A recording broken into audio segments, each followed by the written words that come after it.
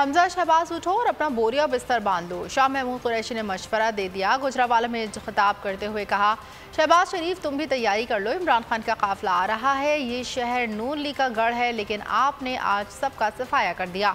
मुगला भी हमारी तहरीक में शामिल हो गए हैं। अब सब ने कप्तान की कॉल पर इस्लामाबाद पहुंचना है। शेख रशीद ने कहा, 31 मई से पहले फैसला कर लो। मुल्तान में मार्च का ऐलान किया जाएगा।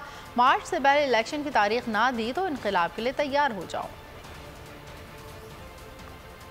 मैं आज कहने पर मजबूर हूँ, हमजा उठ ते बिस्तरा बंद। शहबाज शरीफ तैयारी कर लो, इमरान का काफिला आ रहा है।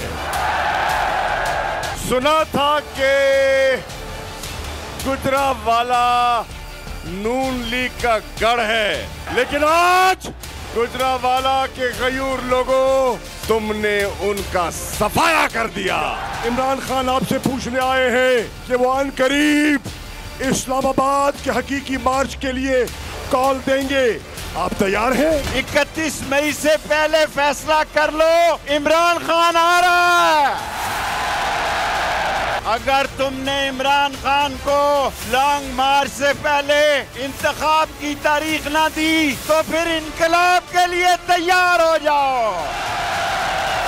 ये आसफ जरदारी जो पाकिस्तान की सबसे बड़ी बीमारी है, बुलाओ अब नवाज शरीफ को। वहाँ क्यों लंदन में बैठा हुआ है ना?